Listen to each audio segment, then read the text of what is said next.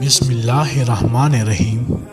قوم لوط کے عذاب کے لیے اللہ تعالیٰ نے فرشتوں کو بھیجا۔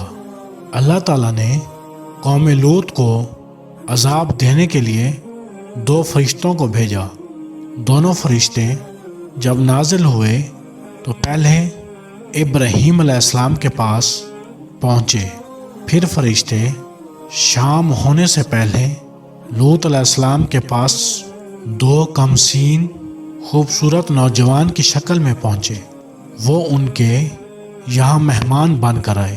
لوط علیہ السلام کو اپنی قوم کے لوگوں کی خواب صد کا پتہ تھا، اس لیے جب انہوں نے اپنے کمسین خوبصورت نوجوان مہمانوں کو دیکھا تو غمگین ہو گئے اور دل ہی دل میں کڑنے لگے اور کہنے لگے آج کا دن بڑی مصیبت کا دن ہے۔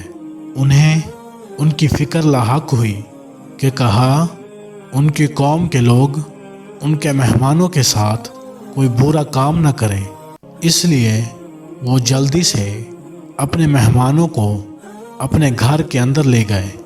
لیکن ان کی بیوی ڈھونڈتی ہوئی گئی اور اپنے قوم کے امیر سرداروں اور بدکاروں کو اپنے گھر میں آئے ہوئے مہمانوں کی خبر دے دی۔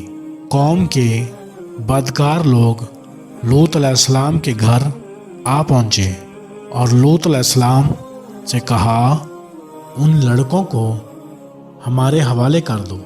لوط علیہ السلام نے کہا یہ میرے مہمان ہیں، میں ان کو ہرگز تم لوگوں کے حوالے نہیں کروں گا۔ تمہیں اللہ تعالیٰ کا واسطہ ہے، میرے مہمانوں کے سامنے مجھے ذلیل اور رسوا نہ کرو۔ کیا تم میں سے کوئی بھی بھلا آدمی نہیں ہے؟ اور قوم کی عورتوں کی طرف اشارہ کیا اور کہا یہ میری بیٹیاں ہیں، تم ان سے نکاح کر لو اور اپنی نفسیاتی خواہشات کو ان سے پورا کر لو۔ لیکن ان کی قوم کے لوگ نہیں مانے اور کہا تم اچھی طرح جانتے ہو کہ ہم کیا چاہتے ہیں، ہم تمہیں کل صبح تک کی مہلت دیتے ہیں، کل صبح کے بعد تم ہمیں روک نہ پاؤ گے۔ یہ کہہ کر وہ لوگ چلے گئے۔ اپنی بے بسی پر لوط علیہ السلام کی آنکھوں میں آنسو آ گئے۔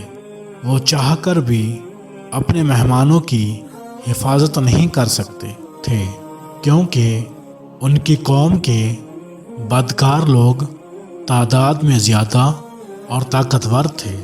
لوط علیہ السلام نے کہا اے کاش مجھ میں تم سے مقابلے کی قوت ہوتی یا میں کسی زبردست کا آسرا پکڑ پاتا۔ تب فرشتوں نے کہا ہم عذاب کے فرشتے ہیں، اے لوط گھبرانے کی ضرورت نہیں ہے، ہم تک تو کیا اب وہ تم تک بھی نہیں پہنچ سکیں گے۔ اللہ تعالیٰ نے ہمیں آپ کی قوم کو عذاب دینے کے لیے بھیجا ہے۔ آپ اور آپ کے ساتھ جو لوگ بھی ایمان لائے صبح صادق سے پہلے اس بستی کو چھوڑ کر دور چلے جائیں، اور خبردار کوئی مدکار پیچھے نہ دیکھے۔ اب ان گناہ گاروں میں سے کوئی نہیں بچنے والا۔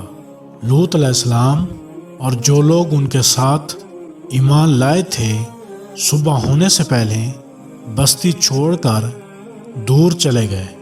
صرف لوط علیہ السلام کی بیوی پیچھے رہ گئی کیونکہ وہ کافر تھی۔ اب فرشتوں نے زمین کو جڑ سے اکھاڑ کر پلٹ دیا اور کئی کلومیٹر تقریباً 40 کلومیٹر تک گھیرے زمین میں دھسا دیا، پھر ان پر پتھر اور تیزاب کی بارش کی۔ اس طرح ان گناہ گاروں کا نام و نشان مٹا دیا اور کوئی بھی نہ بچ سکا۔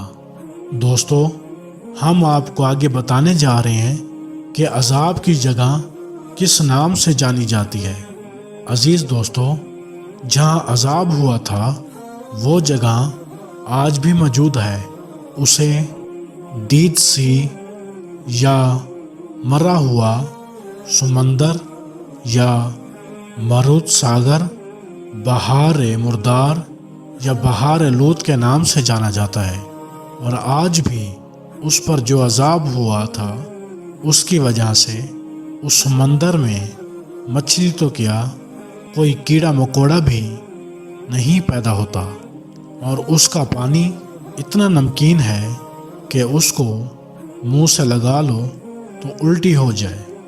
گناہ گاروں کو اور نافرمانوں کو اللہ تعالیٰ اس طرح عذاب دیتا ہے زندگی میں اور مرنے کے بعد بھی، لیکن افسوس کی بات ہے کہ انسان ایسی باتوں سے کوئی سبق نہیں لیتا۔ آج کچھ ماڈرن قسم کے لوگ اور یہود اور نصارہ اس برے کام کو برا نہیں جانتے، اور ایسے برے کام کرنے والوں کو قانونی درجات دے رہے ہیں۔ اللہ تعالیٰ ہم سب کو ایسے برے کام اور ایسی بری خیالات سے بچائے، آمین۔